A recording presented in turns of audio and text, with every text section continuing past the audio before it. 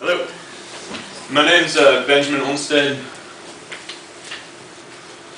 and that's a really bizarre aspect ratio. Okay, so if you could all take a moment to sign your business card from the Common Sense Corporation, that would be greatly appreciated. And if you don't have one and you have one of those yellow things and we ran out of cards, maybe you could copy off this screen. and now it's backwards, but that's how it is.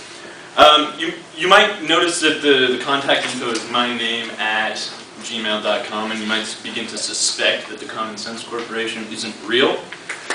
It is real, but I just made it up. Fortunately, our brains are pretty bad at understanding truth, and we can leverage that. And it turns out that all we really need to do is to buy into the fiction to make it real. And it's much stronger, the effect, if we buy in together. So the fact that everyone now has signed this contract means that there's a greater chance that when we'll all smile. So, is it possible to turn rings into a reason to smile? Empirically, yes it is. The first trial I did was this. I sent out to 10, 20-something-year-olds this, and then over the course of 14 days, we added a bunch of smiles. That's not that important right now. What you know is how we did it. What added a new behavior to something that already existed in the world by creating a story around it. Let me repeat that. We added a new behavior to something that already exists in the world just by creating a story around it. Super cheap, super fast. So a day in the trial looked like this. 11 a.m., visualize getting a phone ring, imagine smiling. At 2 p.m., they would get a smile. Sometimes people would smile at that, sometimes they wouldn't. This was on an exit survey, I found this out. And then at 9, how many times did you smile at rings today? And they texted back a number. Really simple. Again, 10, 20-something-year-olds, 4 days, we created joy. So these business cards also might seem gimmicky. They're, the glue's still wet, I think. The corners aren't straight. They're pink day glue, But I'm going to show you in this next one how something that seems gimmicky and really simple has incredibly profound effects on the people who participate, on incredibly real people. So I layered pro-social behavior over an existing dense social network. And it created a massive win. So living with people is stressful. I have 20 housemates. We live in 2 houses that are next to each other. There aren't maids. We lived together for 9 months. So stuff builds up, like dishes. And we clean them, and they pile up again. So we clean them again, but we're not yet mature enough to deal with the resentment that comes around the fact that this person has messed up your kitchen once again. And sure enough, the dishes pile up again, and the resentment, it grows. And we don't have a great way of dealing with that. The dishes pile up for 9 months, and it starts to get incredibly claustrophobic.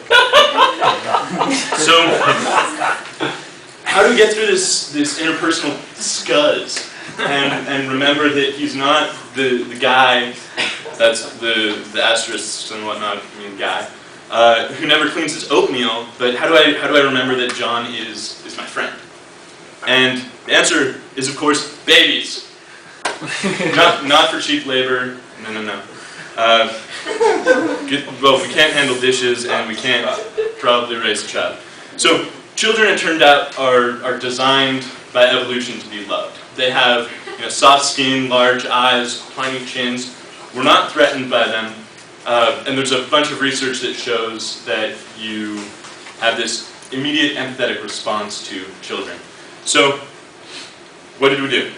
1, I curated baby photos of each of the 20 housemates. Then 2, I made a blog called Shining Like the Sun.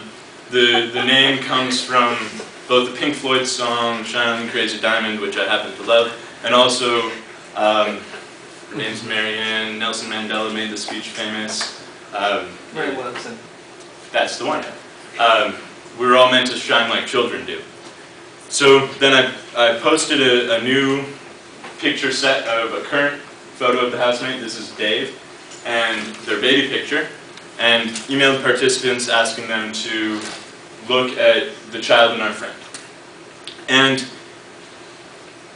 I got an immense amount of slides. So far, I mean, this is a slide. Immense amount of responses. So over the first 15, this is just sort of a screenshot that's blown out. So the stats, 28 users, about 17 of them are actively participating. There are over 1,000 words in response to each post. So it's an incredible outpouring of compassion. And I can't share the contents of those posts with you because the blog is still private and they're very personal. I can give you some meta words about the project that people shared with me. So my speculations that come out of these two projects and the class in general are that these sort of habits of perception might be much more valuable than eating a new vegetable or whatnot, because they can affect everything you do without trying. This is the science, and then I have a couple questions, but I've run out of time. So these are, I'll leave the meta words. 30 seconds. Oh, I still have 30 seconds. Let me go back to these questions because I like them. So what if stoplights became wondrous? What if you used every time you were at a stoplight to think, wow, this is great. It's not impeding my progress, it's allowing me to relax. And then my one question I'm really fascinated about is, what if we taught the children the abstract skill of remapping stressors or triggers in our everyday life into something that created calm? And I know that a few of you are very interested in preventative medicine, and I can't imagine something more effective than teaching children to calm themselves. A lot of our triggers, or our interventions are targeted at people that are already neurotic. That's my question. Benjamin, we're going to go right to our Kyra. Take it away. Oh, it was so creative.